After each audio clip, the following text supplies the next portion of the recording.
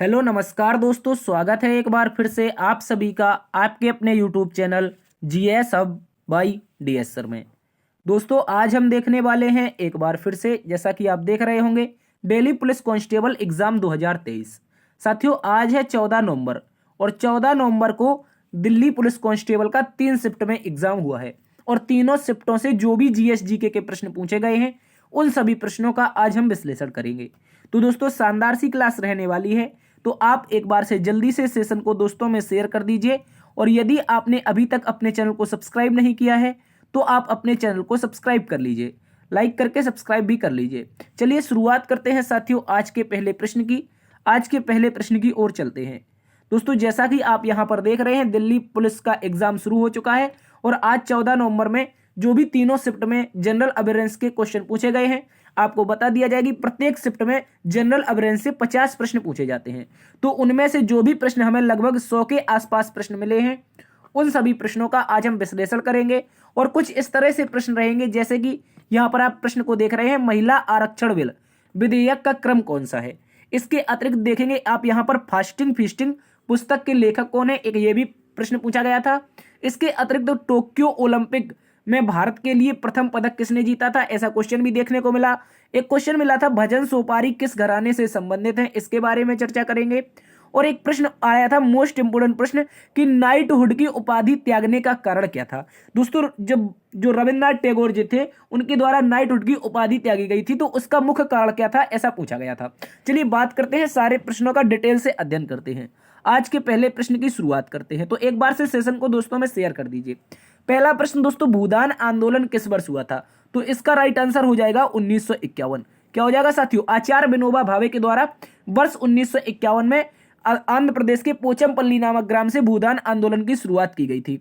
दूसरा प्रश्न दोस्तों आपसे पूछा गया था कि महिला आरक्षण बिल किस संशोधन के तहत पारित हुआ, तो दोस्तों याद रखेंगे महिला आरक्षण बिल जो कि 106वां संविधान संशोधन बना था। क्या बना था, 106वां कॉन्स्टिट्यूशनल अमेंडमेंट बना था, या फिर आपसे विधेयक पूछेगा तो बताना है साथियों 128वां संवैधानिक संशोधन विधेयक था। और इसे दोस्तों नाम दिया गया था नारी शक्ति बंधन अधिनियम, जो अभी हाल ही में चर्चा में रहा था करंट अफेयर में, ये आपसे पूछा गया था। चलते हैं अगले प्रश्न की ओर। अगला प्रश्न दोस्तों आपसे पूछा गया था लोकमान्य तिलक अवार्ड 2023 किसे मिला है, तो इसका राइट आंसर हो जाएगा दोस्तों प्रधानमंत्री नरेंद्र मोदी जी। इसको आप लोग अच्छे से याद रखेंगे। अगला प्रश्न आपसे पूछा गया था दोस्तों हॉर्नबिल फेस्टिवल कहां पर मनाया जाता है, तो इसका राइट आंसर हो जाएगा नागालैंड, और इसे साथियों त्योहारों का त्योहार भी कहा जाता है। अगला प्रश्न दोस्तों आपसे पूछा गया था अनुच्छेद 108 में किसका उल्लेख मिलता है, तो दोस्तों याद रखेंगे जो संसद की ज्वाइंट सेटिंग होती है, यानी कि संसद की संयुक्त बैठक जो होती है उसका उल्लेख अनुच्छेद 108 में मिलता है। और इसको बुलाता कौन है ये याद रखना है, ये इंपॉर्टेंट हो जाता है। बुलाता कौन है, बुलाता है राष्ट्रपति, याद रखेंगे बुलाता है राष्ट्रपति, जबकि इसकी अध्यक्षता कौन करता है यह भी याद रखेंगे। तो इसकी अध्यक्षता करता है जो लोकसभा का हेड होता है, यानी कि स्पीकर इसकी अध्यक्षता करता है। कौन करता है, स्पीकर इसकी अध्यक्षता करता है, बुलाता है राष्ट्रपति, इसको याद रखेंगे। चलते हैं दोस्तों अगले प्रश्न की ओर।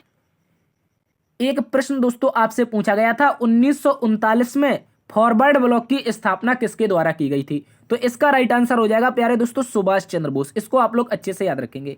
जब सुभाष चंद्र बोस जी इंडियन नेशनल कांग्रेस से अलग हो जाते हैं तो 1939 में ये फॉरवर्ड ब्लॉक की स्थापना करते हैं। अगला प्रश्न आपसे पूछा गया था दिल्ली सल्तनत पर अलाउद्दीन खिलजी के शासनकाल की समयावधि क्या थी, तो इसका राइट आंसर हो जाएगा 1296 से 1316 ईस्वी, इसको याद रखेंगे। अगला प्रश्न साथियों आपसे पूछा गया था नॉर्क्रैक राष्ट्रीय उद्यान कहां पर स्थित है, तो इसका राइट आंसर बनेगा साथियों मेघालय, इसको आप लोग अच्छे से याद रखेंगे। चलते हैं अगले प्रश्न की ओर। अगला प्रश्न दोस्तों पूछा गया था महिला मुक्केबाजी चैंपियनशिप 2023 कहां पर हुई, यहां पर आप लगा लेंगे किसको, वुमन को, याद रखेंगे वुमन मुक्केबाजी आपकी विश्व चैंपियनशिप 2023 कहां पर हुई, तो इसका राइट आंसर हो जाएगा दोस्तों नई दिल्ली। और यहां पर भारत ने कुल 4 गोल्ड जीते थे, जिसमें से आपकी एक थी स्वीटी बोरा, कौन थी, स्वीटी बोरा। दूसरी दोस्तों आपकी निकहत जरीन थी। तीसरी दोस्तों लवलीना बोरगोहन थी, कौन थी, लवलीना बोरगोहन। और चौथी दोस्तों नीतू घंगस थी, इनको याद रखेंगे। इन चारों महिलाओं ने भारत के लिए 4 गोल्ड मेडल जीते थे। चलते हैं अगले प्रश्न की तरफ। अगला प्रश्न दोस्तों आपसे पूछा गया था NH10 नेशनल हाईवे कहां से शुरू होता है। NH10 नेशनल हाईवे दोस्तों याद रखेंगे नई दिल्ली से शुरू होता है। कहां से, दिल्ली से, इसका राइट आंसर दिल्ली हो जाएगा। चलते हैं साथियों अगले प्रश्न की तरफ।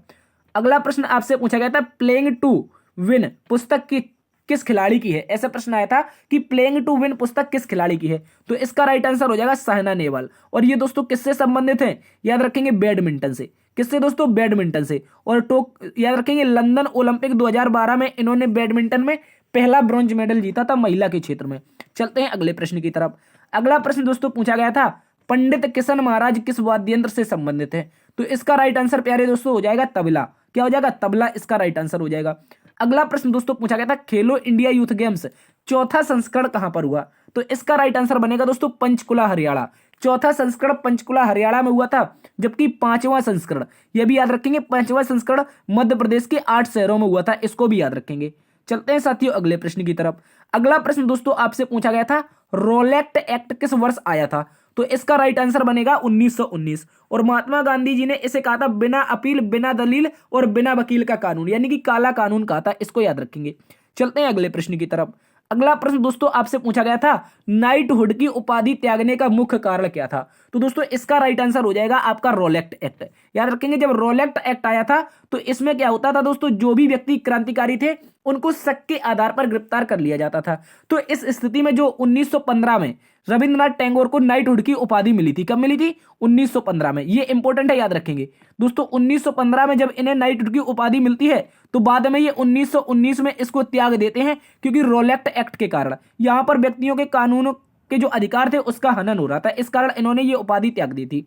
अगला प्रश्न, चलते हैं अगले प्रश्न की तरफ। तो अगला प्रश्न पूछा गया था निम्नलिखित में से कौन सी एक अक्रिय गैस है, तो ऐसा प्रश्न आया था। तो यहां पर एग्जैक्टली ऑप्शन तो पता नहीं है, तो इसमें याद रखेंगे helium, neon, argon, krypton, xenon और रेडॉन, ये सारी की सारी जो गैसें हैं ये अक्रिय गैसें हैं, इसको याद रखेंगे। इनमें से जो रेडॉन होती है ये रेडियो सक्रिय होती है, जबकि जो अन्य अक्रिय गैसें हैं वो रंगहीन, गंधहीन और स्वादहीन होती हैं। इनको आप लोग अच्छे से याद रखेंगे। अगला प्रश्न दोस्तों पूछा गया था निम्नलिखित में से कौन सी एक धातु नहीं है, ये पूछा गया था। तो दोस्तों यहां पर एग्जैक्टली इसके ऑप्शन पता नहीं है, आप चाहो तो इसका कमेंट बॉक्स में उत्तर बता सकते हैं। अगला प्रश्न दोस्तों पूछा गया था 86वां संविधान संशोधन किस वर्ष के बच्चों के लिए हुआ था, तो दोस्तों आप सभी को पता है आर्टिकल 21A जोड़ा गया था। आर्टिकल 21A जोड़ा गया था 86वें संविधान संशोधन, जिससे शिक्षा का मौलिक अधिकार यानी कि राइट टू एजुकेशन बना था। और दोस्तों इसमें जो बच्चे थे वो 6 वर्ष से लेकर 14 वर्ष, यानी कि कह सकते हैं प्राइमरी स्कूल से लेकर के जो जूनियर पूर्व माध्यमिक विद्यालय होते हैं, यानी कि कक्षा 1 से लेकर कक्षा 8 तक के सभी बच्चों के लिए फ्री में एजुकेशन देने की व्यवस्था की गई थी 86वें संविधान संशोधन अधिनियम 2002 के तहत, इसको याद रखेंगे। चलते हैं साथियों अगले प्रश्न की ओर। अगला प्रश्न आपसे पूछा गया था मौलिक अधिकार से संबंधित प्रश्न। क्या आया था, मौलिक अधिकार से संबंधित। एग्जैक्टली पता नहीं है कि क्या प्रश्न आया था, लेकिन मौलिक अधिकार से एक प्रश्न आया था। वहां पर याद रखेंगे अनुच्छेद 14 से 18 तक समानता का अधिकार होता है, 19 से 22 में स्वतंत्रता का अधिकार है, 23 से 24 में शोषण के विरुद्ध अधिकार है, 25 से 28 में धर्म की स्वतंत्रता का अधिकार है, 29 और 30 में सांस्कृतिक एवं शैक्षिक अधिकार है, और 32 में संवैधानिक उपचारों का अधिकार है। तो ये दोस्तों क्या है, 6 हमारे फंडामेंटल राइट है। पहले 7 हुआ करते थे, लेकिन 44वां संविधान संशोधन 1978 मोरारजी देसाई की सरकार में संपत्ति के अधिकार को मौलिक अधिकार की श्रेणी से हटा दिया गया था, इसको याद रखेंगे। चलते हैं दोस्तों अगले प्रश्न की तरफ।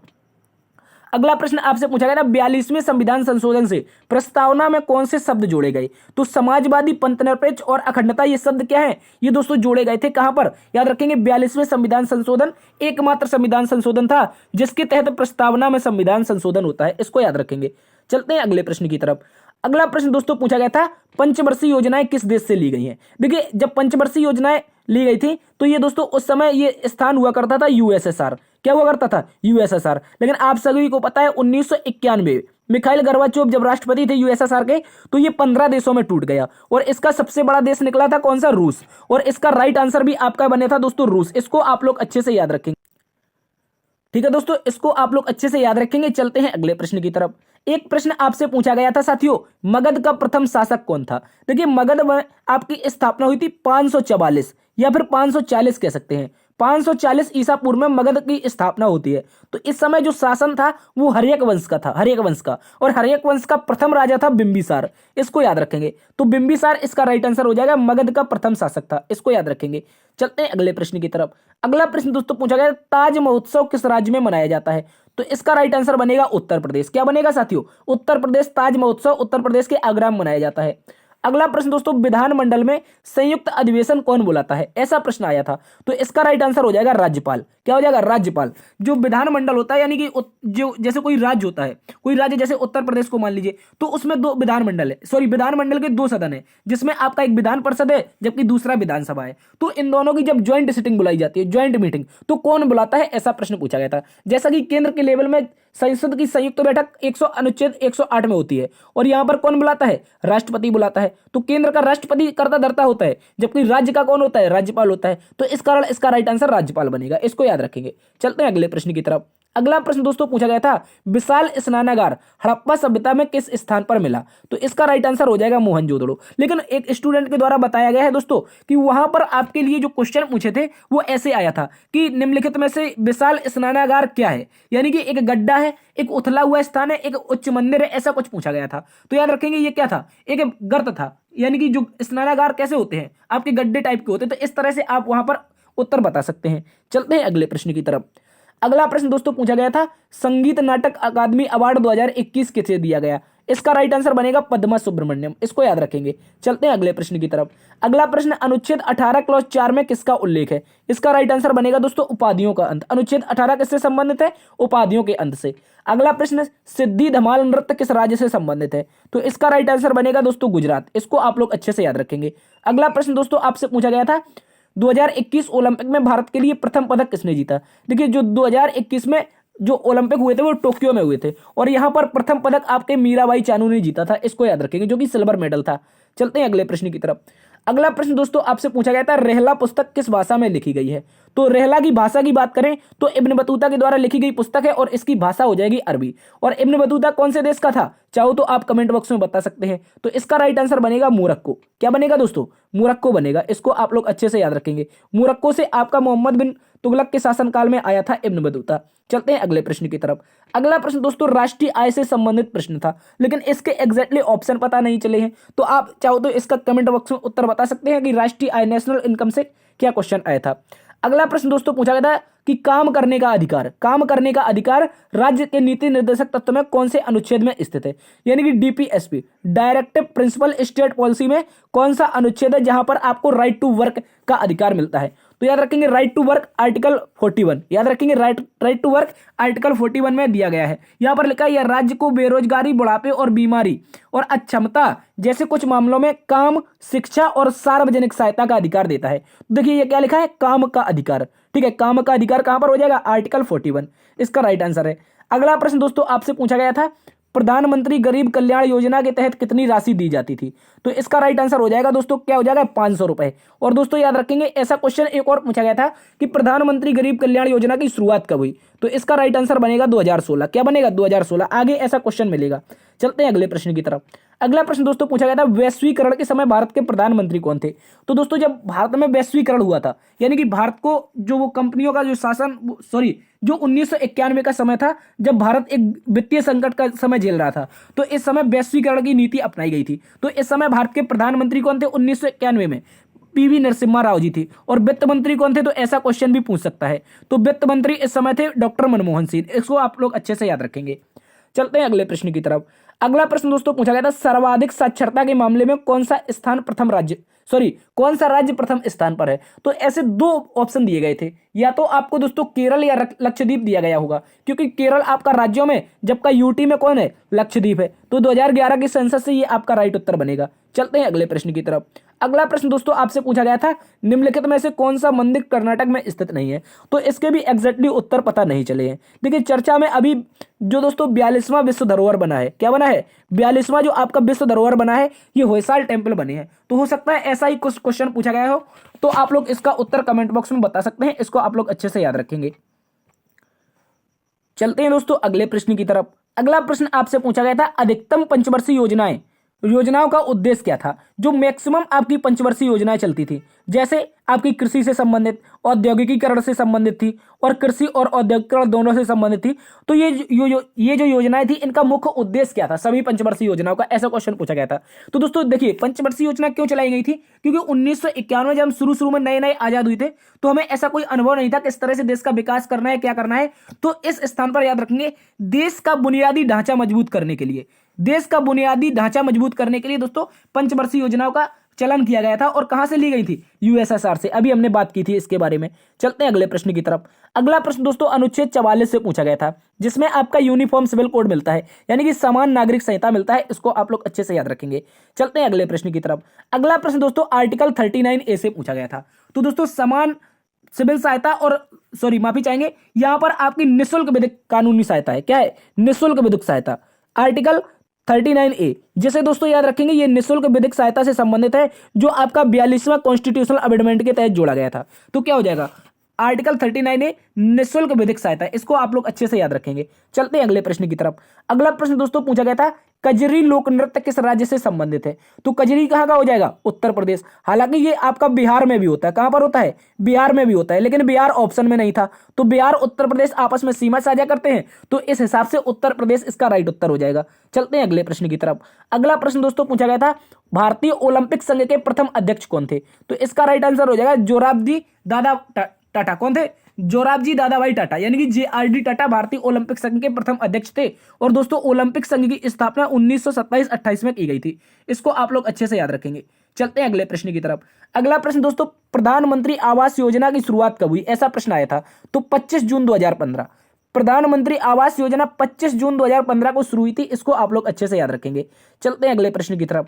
अगला प्रश्न दोस्तों पूछा गया था प्रधानमंत्री जनधन योजना का उद्देश्य क्या था? दोस्तों याद रखेंगे 28 अगस्त, समय याद रखना है 28 अगस्त 2014।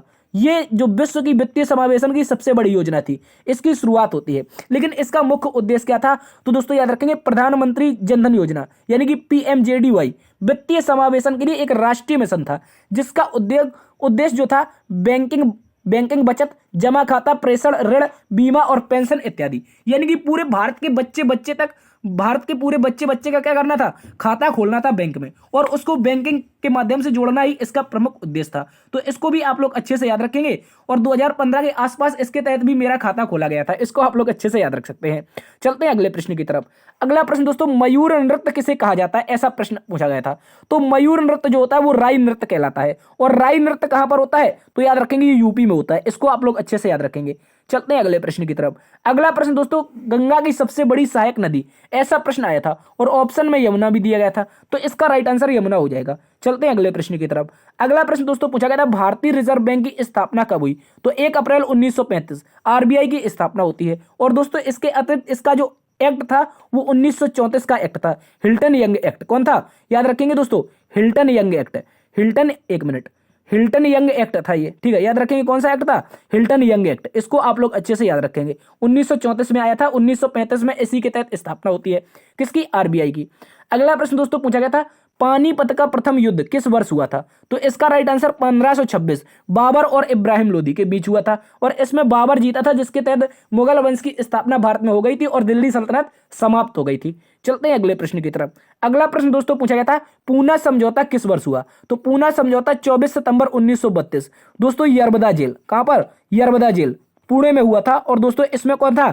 MK गांधी, यानी कि महात्मा गांधी जी वर्सेस बाबा साहब भीमराव अंबेडकर, इन दोनों के बीच ये समझौता होता है। और इसमें क्या होता है? महात्मा गांधी जी की बातों को रखने के लिए बाबा साहब कम्युनल अवार्ड को भारत से वापस भेज देते हैं। जो सांप्रदायिक पंचायत आया था उसी के तहत संबंधित ये समझौता था।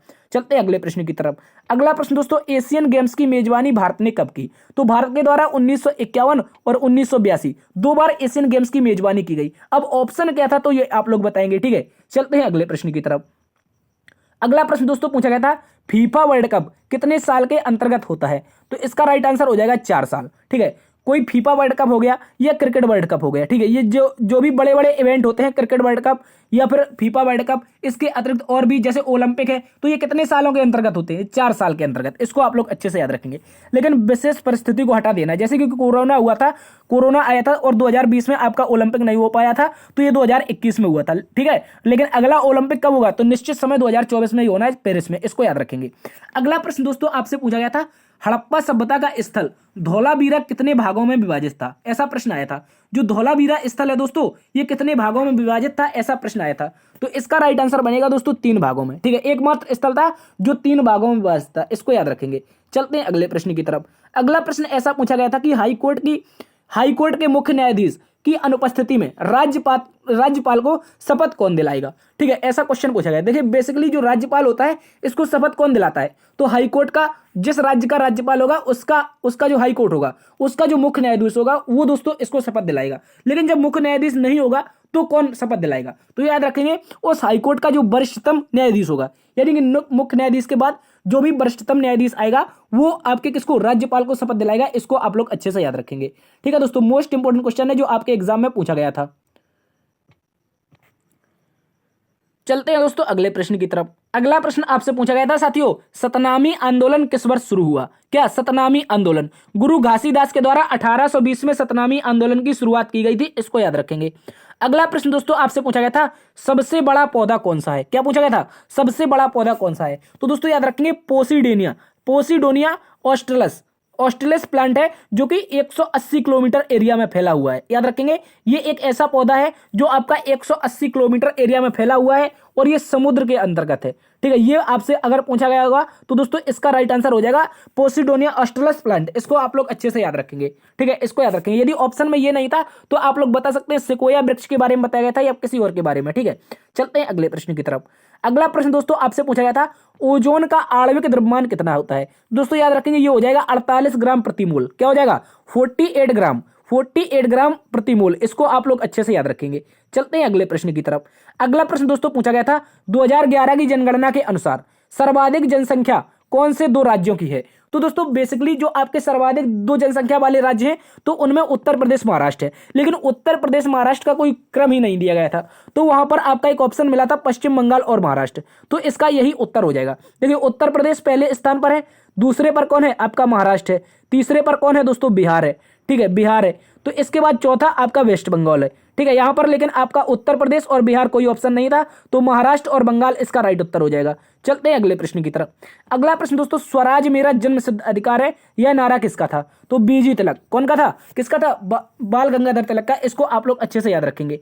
चलते हैं अगले प्रश्न की तरफ। अगला प्रश्न दोस्तों आपसे पूछा गया था कि आगामी ओलंपिक खेल, एक मिनट, आगामी ओलंपिक खेल 2024 कहां पर होंगे? तो इसका राइट आंसर हो जाएगा पेरिस में। और पिछले वाले 2021 में कहां पर हुए थे? तो दोस्तों अभी बताया था टोक्यो में। और भारत के लिए पहला पदक किसने जीता था? मीराबाई चानू ने। इसको याद रखेंगे। चलते हैं अगले प्रश्न की तरफ। अगला प्रश्न दोस्तों पूछा गया था, लेब्रा शब्दावली किस खेल से संबंधित है? तो इसका राइट आंसर बनेगा वॉलीबॉल। इसको आप लोग अच्छे से याद रखेंगे। अगला प्रश्न दोस्तों पूछा गया था, निम्नलिखित में से कौन सी फसल रबी से संबंधित है? तो इसका राइट आंसर हो जाएगा चना। चना आपको ऑप्शन में मिला था। तो ऐसे कौन कौन सी फसलें हैं? देखिए गेहूं हो जाएगा, जौ हो जाएगा, इसके अतिरिक्त क्या हो जाएगा? चना हो जाएगा, मटर हो जाएगा, राई हो जाएगा। तो ये सारी की सारी, सरसों वगैरह, ये सारी की सारी जो फसलें होती हैं किससे संबंधित होती हैं? रबी से संबंधित। इसको याद रखेंगे। चलते हैं अगले प्रश्न की तरफ। अगला प्रश्न दोस्तों, 2022 में भरतनाट्यम नृत्य के लिए पद्मश्री अवार्ड किसे मिला? तो इसका राइट आंसर बनेगा आर मुथुकन्नम। क्या हो जाएगा? आर मुथुकन्नमल को 2022 में भरतनाट्यम नृत्य के लिए क्या मिला था? पद्मश्री अवार्ड मिला था। अगला प्रश्न दोस्तों पूछा गया था, निम्नलिखित में से कौन सा स्वपोषी है? क्या पूछा था? निम्नलिखित में से कौन सा स्वपोषी है? लेकिन यहां पर ऑप्शन कोई भी नहीं मिला है, तो आप लोग बता सकते हैं इसका राइट उत्तर क्या बनेगा। चलते हैं अगले प्रश्न की तरफ। अगला प्रश्न दोस्तों पूछा गया था, प्रसूति सहायता किस अनुच्छेद से संबंधित है? तो इसका राइट आंसर बनेगा अनुच्छेद 42। ठीक है, डीपीएसपी में स्थित है प्रसूति सहायता।